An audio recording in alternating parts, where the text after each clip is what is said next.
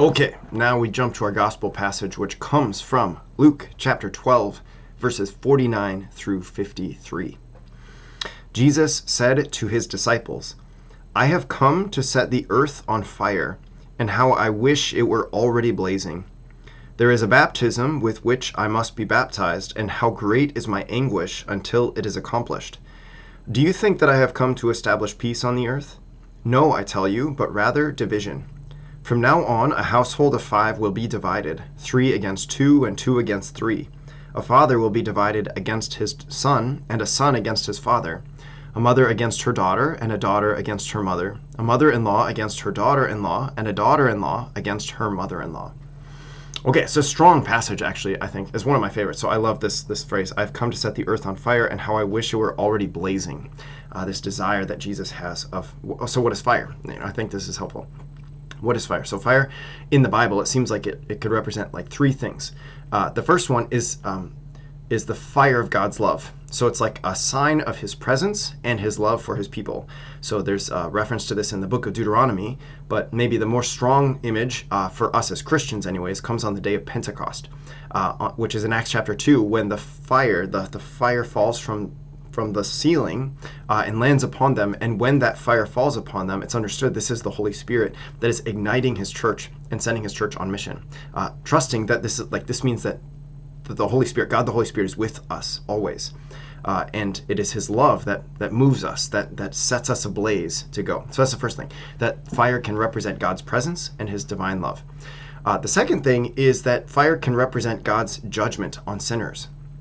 That there's something here when Jesus is talking about fire, how he's come to set the earth on fire, that there's a judgment that is to take place. And I think I don't remember if it's 1 Peter or 2 Peter, the first letter of St. Peter or the second letter of St. Peter, but Peter talks about how just as in the days of Noah there was judgment by water, so now there's going to be judgment by fire. So we know the story of Noah, that in Genesis 6, the Lord destroys the earth and all the creatures on it except for those in the ark by water. The rain comes and the water, it brings about the judgment of God by drowning all wickedness from the earth. And then after that scene is over, the rainbow comes, and the rainbow is a sign that God will no longer drown the earth by fire. He'll no longer destroy the earth by water again, but then Peter comes along, much later on, and he writes about how in the end the earth will be judged by fire, that the Lord will burn away all evil. So we can find comfort in knowing that there will no longer be another flood on the earth, and at the same time a little bit of trembling and anxiety, not real, but a little bit of trembling of knowing like the Lord's judgment is coming with fire. So anyway, so the divine fire. So when Jesus talks about "I've come to set the earth on fire, and how I wish it were already blazing," there's this double meaning of like, I wish people knew God's divine love, and that's what I'm coming to spread God's divine love. But then also there is a judgment that comes with my presence on earth, with my preaching, with my teaching, with my church that I'm going to establish. There's a judgment that is going to come. And then the third thing that fire can do or bring about is divine purification.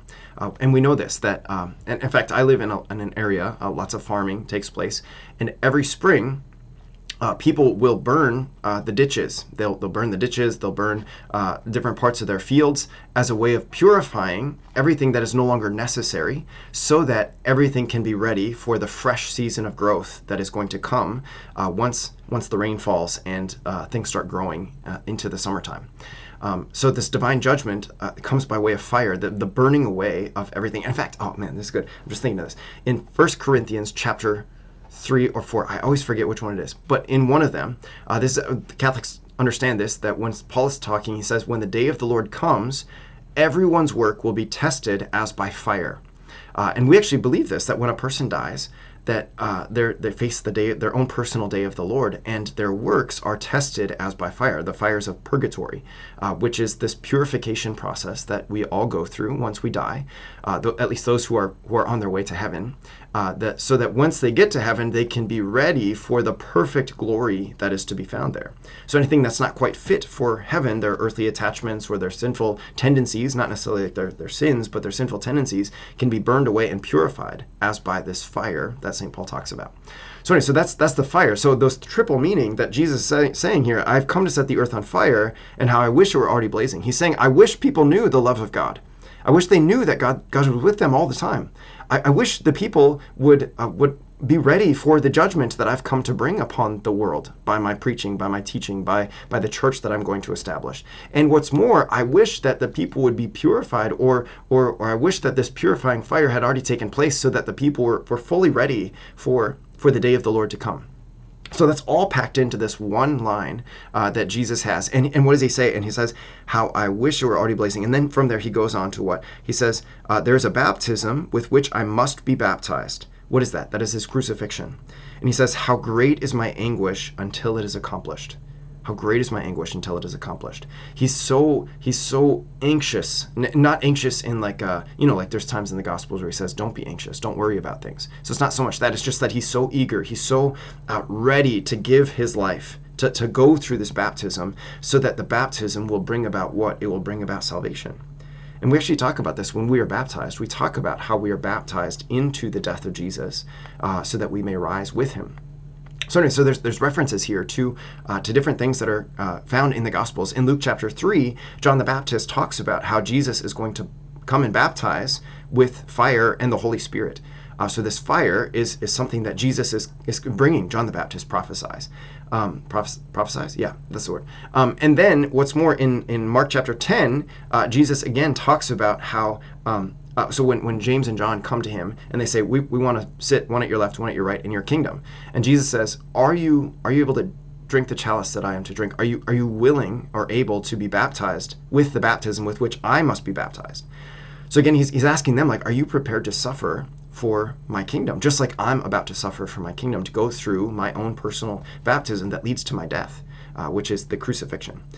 So anyway, so that's like these references to the Gospels. Again, I think just like in our first reading, the context helps to make it pop. So too, I think the context for these can kind of help to make it pop, to understand that what Jesus is talking about here, it has a context that provides deeper meaning than just like how he's like come to start a bonfire or something, and isn't that great? No, like he's come to bring God's divine presence, and with God's divine presence to bring about purification, to bring about judgment upon the world, and he wishes that everybody was ready for it and already living within it.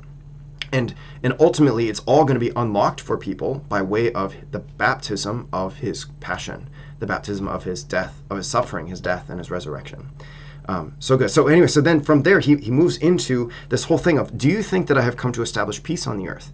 Now, if we were to stop the reading there, I think if you were to ask the average person, the average like church-going person, or maybe even other people too who like have heard of Jesus, if you were to ask them, like, do you think that I have come to establish peace on the earth? I think most people, like a huge majority of people, will be like, yes, of course. But it's his followers that have messed everything up. It's his followers that have caused all kinds of division. But Jesus, he was a man of peace, and he came to establish peace. And so, like, okay, that's the answer that most people would give today. And it's not necessarily a wrong answer, except that you look at then what follows after. He says, no, I tell you, but rather division. Again, this is a really maybe unexpected thing that Jesus teaches very clearly in the Gospels. He says, from now on, a household is going to be divided against itself, a father against his son, a son against his father, a mother against her daughter, and a daughter against her mother, a mother-in-law against her daughter-in-law, and daughter-in-law against her mother-in-law. And he uses these specific relationships, not because it's these that are unique among all the different relationships that are going to be divided. It's that he's speaking of a prophecy from the book of Micah, chapter 7, verse 6 and 7, where Micah speaks about the age of salvation and how the age of salvation is actually going to cause division. So in other words, what Jesus is doing here in this passage is quoting Micah chapter 7 as though he's saying, I have come to bring about the age of salvation. And when I bring about the age of salvation, I'm going to fulfill this prophecy from Micah. You think that the age of salvation is going to bring about this great prosperity and this great peacefulness and this great, everything's going to go really great, or you want to bypass any suffering that might come by way of it. But remember, I have to be baptized with this passion and death and resurrection. I have to be baptized with it. And so as a result of this, it's going to cause, just like for Jeremiah, at one point they believed him, and another point they rejected him and wanted to kill him. But not everyone wanted to reject him and kill him. Some still believed in him. So too with Jesus, we see this throughout the Gospels, that there are times where there's huge crowds following him, and calling out, Hosanna to the Son of David. You think of that, the triumphal entry of Jesus into Jerusalem. He's riding on this donkey, and people are laying their cloaks down, and they're carrying the palm branches, and they're just crying out, Hosanna, Hosanna. But then by the end of that week, they're calling out, crucify him, crucify him. So there's this this grinding that is brought about simply by the presence and the teaching and preaching of Jesus, that causes some people, maybe we might even say many people, to reject him, although not all do, because we know that there are some who remained faithful, even as they were afraid maybe and they abandoned ship. Nonetheless, they remained faithful, or they at least repented of their unfaithfulness. But we know that like Mary and Mary Magdalene and John were present at the cross when Jesus was being crucified. So we know that at least some people remained faithful to him. We also know that throughout Christian history, it's a fact of history that some people believe in Jesus and others don't. And sometimes that happens even within families. That there are families where some people decide they want to go all in on following Jesus and being his disciple. And there are others who, within that same family, who decide they want to openly reject Jesus and say, no, that's not for me. I don't have to follow his commandments. And then there may be others, even within that same family, who are like lukewarm, and they say, no, I believe in him, but I don't actually have to follow his commandments. Or I believe in him, I believe that he's good, and all that things, but I don't have to change the way that so like it causes division within families. And Jesus, he's not actively seeking to do this. He would love that all people would be saved. We know this from what, 1st or 2nd Timothy. St. Paul says that Jesus desires that all men would be saved. But Jesus also is aware, because he has this divine foresight, he's also aware that as a result of his preaching and teaching, both through the Gospels, through his person, through his church, as a result of this, that people will reject him. And sometimes, even within families, there will be division. He's come to fulfill this. So in the person of Jesus, we see, connected to our first reading, like a new Jeremiah, who seems like has ebbs and flows of whether people decide they want to believe in him or not based on what they think of his teaching. But we also see in Jesus a new Micah, or a fulfillment of the prophecy of Micah, as he carries out the age of salvation, as he brings about the age of salvation. And this still happens today, that there are people in the church today who have been rejected by their family members because they've decided to go all in on Jesus. And their family members have said, no, we won't have anything to do with you. Or people will convert to the Catholic faith, and their families are maybe good Christians, but they're opposed to the Catholic faith, and so they'll say like, no, we don't want anything to do with you, because we reject the Catholic Church. Even if we maybe look at history and we see that it is the Church of Jesus, we still reject it, and so they're rejected from their families. And anything in between. Again, there's like lukewarm Christians, lukewarm Catholics, faithful Catholics, and people who just openly reject the whole thing, and it causes division. And to be sure, sometimes the disciples of Jesus can contribute to that, because we're all sinners. But nonetheless, the point that Jesus makes here is a point that is seen throughout history, that when the age of salvation comes on the earth, which is what Jesus brings about, when the age of salvation comes on the earth, it brings about, or it results in, division, unfortunately. That Christians, followers of Jesus, are rejected sometimes by their own family members. And so what lesson can we take from this? I suppose just like with Jeremiah, what lesson can we take from this is that tribulation is in many ways a necessary part of following Jesus. That when we follow Jesus, we want everything to go well. We expect, like, oh, now I'm following him, and so he's going to take total care of me. But what Jesus talks about here is that tribulation is necessary. Again, going back to the Easter season, I know I've made reference to this before. But Paul and Barnabas, they go around from town to town, the places where they've made disciples and established communities of the church. It says that they strengthen the souls of the disciples, and they tell them that we must enter through the kingdom, or into the kingdom, through suffering. We must endure many sufferings, many trials, in order to enter into the kingdom. This is a necessary part of following Jesus, whether we like it or not, unfortunately. And what happens is sometimes people don't like it, and so they decide to reject it, rather than just leaning into his grace and leaning into his promises that he delivers, like in the gospel, in this particular passage. So anyway, it's a big thing. It also just shows, as like a little final point here, that loyalty to Jesus is more important than loyalty to our family. As important as our family may be, and as much as we might love our family members, loyalty to Jesus is more important.